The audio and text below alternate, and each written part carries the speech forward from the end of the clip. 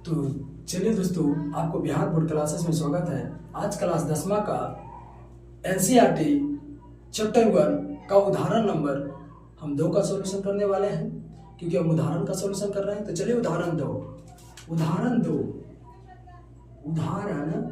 2 number क्या है? उदाहरण 2 नंबर है। उदाहरण 2 नंबर प्रश्नों को हम सॉल्यूशन करते हैं। देखिए 2 नंबर प्रश्न में क्या बोला है, अगर किताब है तो आप देखिएगा, हम किताब पढ़ते हैं। 2 नंबर में बोला है कि दर्शाइए कि प्रत्येक धनात्मक सम पूर्णांक 2q के रूप का होता है तथा प्रत्येक धनात्मक विषम पूर्णांक 2q+1 के रूप का होता है, जहां q कोई पूर्णांक है। जहां q कोई क्या है? पूर्णांक है। तो चलिए ऐसे प्रश्नों को लिए हमें क्या मानना पड़ता है। तो हमें हम मानेंगे, मतलब सिद्ध क्या करना है हमको, यहाँ पर दिखा रहे हैं 2q और 2q प्लस, मतलब कहा है कि दर्शाइए कि कोई सम धनात्मक पूर्णांक, कैसा सम होना चाहिए। सम होना चाहिए, कैसा होना चाहिए? तो सम होना चाहिए। और 2q प्लस q है तो 2q और 2q+1 का रूप का होता है तो यही हमको दर्शाना है। चलिए हम दर्शाते हैं। तो क्या बोल रहा है, तो इसे प्रश्नों में हम क्या करेंगे, यहाँ से सॉल्यूशन कर रहे हैं 2 नंबर का सॉल्यूशन। तो लिखेंगे कि माना कि q कोई धनात्मक पूर्णांक है। ये देखा है कि q एक पूर्णांक है, तो माना कि q कोई या a कोई, मान लो a कोई धनात्मक पूर्णांक है। धनात्मक पूर्णांक है जहां तथा और b बराबर। तो देखिए b बराबर से होता है कि क्या माने, ये बात सभी के अंदर आता है। तो b देखो यहाँ पर पूछा कि हमको 2q और 2q प्लस यही दर्शाना है, तो यहाँ 2 लगा ले तो b भी 2 ये मानिए, b भी क्या मानिए? 2 ही मानिए। अब r क्या, जब b ये हमारा भाजक होता है, तो देखिए भाजक है, यहाँ पर a है और यहाँ पर क्या आएगा q और नीचे में r। तो जाइए, अगर हम 2 से भागा दे रहे हैं तो शेषफल हमको फिक्स है कि 2 से कम ही आएगा, लेकिन बेसी नहीं। तब क्या हो जाएगा, तब क्योंकि 2 से कम ही आएगा तो r बराबर क्या हो जाएगा? 0 हो सकता है, 2 तो हो नहीं सकता है, तो हम रख देंगे कि ये रखने पर। तो चलिए यूक्लिड विभाजन परिमेय से करेंगे। यूक्लिड विभाजन का हम जानते हैं, परिमेय से क्या होता है? व्यर्थक का। लिखेंगे यदि r बराबर 0 पर, क्या कर देंगे? 0 पर, तो a बराबर होता है bq+r। तो a नहीं जानते हैं लेकिन b जानते हैं, 2 है, q नहीं जानते हैं, r है 0। तो a बराबर क्या है? 2q। a बराबर 2q, ये q आ गया। चलिए पहले फिर यदि चलते हैं, यदि r बराबर 1 पर, क्या 1 पर, तो r बराबर 1, तो a बराबर क्या होता है? bq। ये विभाजता का सूत्र होता है यूक्लिड विभाजन का, मतलब भाज्य बराबर भाजक गुणे भाग पर प्लस शेषफल, हिंदी में बोलते हैं ऐसे। a बराबर bq+r ऐसे यूज करते हैं। तो a ऐसी है, तो देखिए b कितना है, तो b है 2 और q है प्लस में r कितना माने 1, यही तो लाना था। देखिए दोनों आ गया।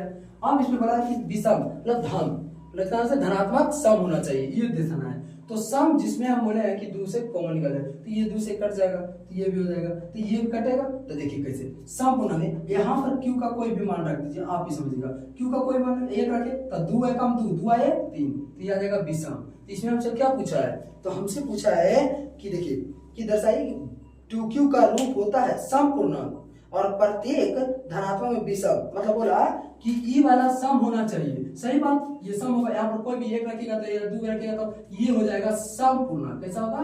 धनात्मक तो है लेकिन सम पूर्णांक है, सम धनात्मक पूर्णांक है। ये कैसा है? सम धनात्मक पूर्णांक। और ये कैसा हो जाएगा? ये हो जाएगा विषम धनात्मक पूर्णांक है। कैसा है ये?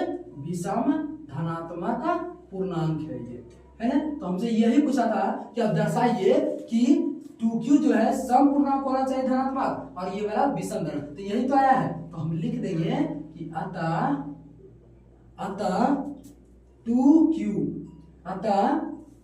2q सम धनात्मक पूर्णांक है।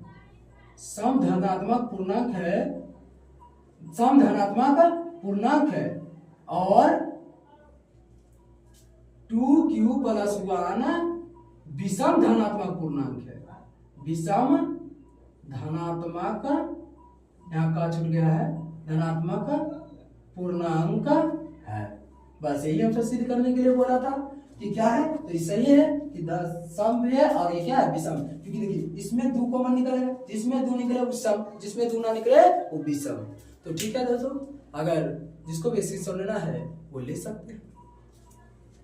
चलिए दोस्तों, अब उदाहरण नंबर 3 के प्रश्नों का सॉल्यूशन करते हैं। उदाहरण नंबर 3 क्या कर रहा प्रश्न देखिएगा। 3 बोला है कि दर्शाइए कि एक धनात्मक विषम पूर्णांक 4q+1 या 4q+3 का रूप का होता है जहां q एक पूर्णांक है। कैसा होना चाहिए धनात्मक पूर्णांक, तो विषम है। कैसा है, विषम है। और विषम में दिया है कि 3q क्या दिया हुआ है, एक बार हम देते हैं, नहीं 4q+1 है। क्या दिया हुआ है, 4q+1 और 4q+3। ये सिद्ध करना है, हमको दर्शाना है कि ये विषम धनात्मक पूर्णांक है। अब बोले सम जिसमें 2 में कॉमन निकले, 2 से भागा लग जाए, गुणनखंड हो, और जिसमें नहीं हो उस विषम होना चाहिए। तो चलिए हम सॉल्यूशन करते हैं। ऐसे प्रश्नों में क्या बोले कि हम सॉल्यूशन कर रहे हैं।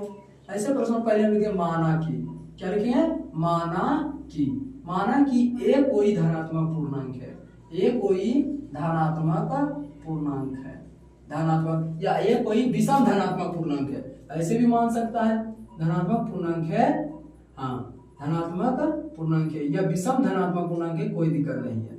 पूर्णांक है जहां, या तथा लिख दो, तथा। अब बी बराबर क्या मानेंगे आप ही लोग बताइए। अब ये बता दें जे क्यू के बगलवा में गुना में लगे लगल रहे वही होता है, तो 4 है तो 4 हो जाएगा।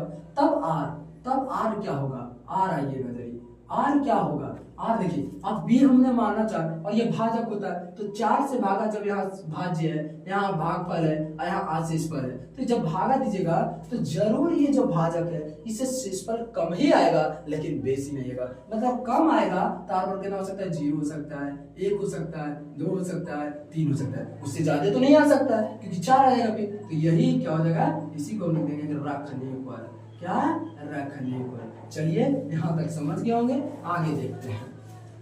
अब बारीकी से, यदि r बराबर 0 लेने पर या 0 पर, यदि r बराबर 0, अब विभाजता का सूत्र जानते क्या होता है, a बराबर bq+r, तो a रखेंगे, b का मान कितना लिया 4, q, r का मान 0, तो a बराबर हो जाएगा 4q।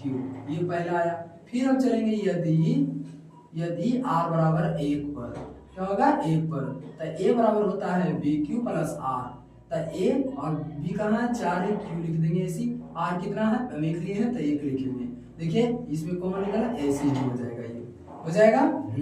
अब आइए 4q हो गया। फिर यहाँ से आइए यदि r बराबर 2 पर, क्या होगा 2 पर, तो चलिए r बराबर 2 लिखते हैं, तो a बराबर होगा bq+r, तो a बराबर b 4 है और q है +2 है। देखिए इसमें कॉमन भी निकल रहा है, चाहे तो कॉमन ले सकते हैं, हाँ नहीं तो रहने दीजिए, कोई दिक्कत नहीं है। अगर इसको कॉमन लेते हैं, ये बराबर क्या होगा 2 लिखिएगा, तो 2q+1 होगा कि नहीं होगा, होगा ना, मतलब 2 कॉमन निकलता है कि नहीं, ये हम दिखा रहे हैं। तो देखिए नहीं तो रहने दीजिए इसको ऐसे ही, इसको हम ऐसे हेडलाइन कर रहे हैं क्योंकि देखने में आपको आराम होगा। चलिए अभी हम यदि 2 रख लिए, यदि r बराबर क्या रखेंगे अभी 3 पर, क्या रख लेंगे 3 पर, तो चलिए a बराबर हो जाएगा bq+r। a हम नहीं जानते हैं, b जानते हैं 4 है, q है, r कितना है 3 है, तो 3 रख देंगे। अब देखिए इसे निकलेगा नहीं। अब बोले थे सम, हमको विषम न बोला नहीं, तो सम विषम कैसे देखेंगे ये भी ध्यान दीजिएगा।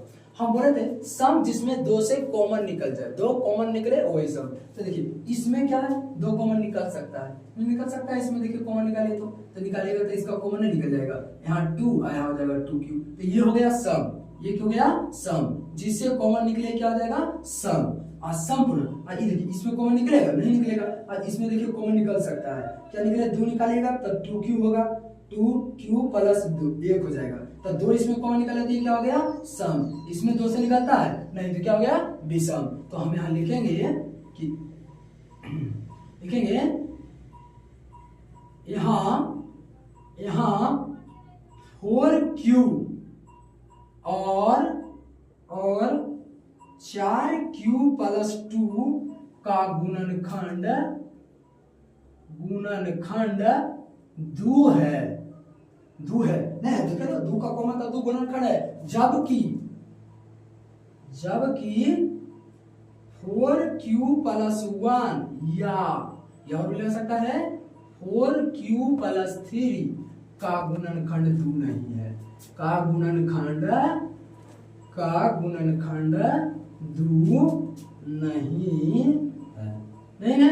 देख लीजिए इसमें गुणनखंड है 2 नहीं है कि अतः यहाँ तक हो गया। देखिए यहाँ तक विषम गुणक है, तो अतः आप देखिए जिसमें 2 कॉमन नहीं वही होता है विषम, जिसमें 2 कॉमन वो सम, तो ये सब क्या है विषम। तो अतः 4q+1 या 4q+3 विषम धनात्मक पूर्णांक, विषम धनात्मक पूर्णांक का रूप होगा। यही हमको सिद्ध करना था। तो इस तरह से हमने उदाहरण नंबर 3 का सॉल्यूशन किए हैं। उदाहरण नंबर 2 और 3 का मिलते हैं अगले वीडियो के साथ। अगर अच्छा लगा हो तो लाइक कीजिएगा और चैनल पर नए हैं तो सब्सक्राइब कीजिएगा।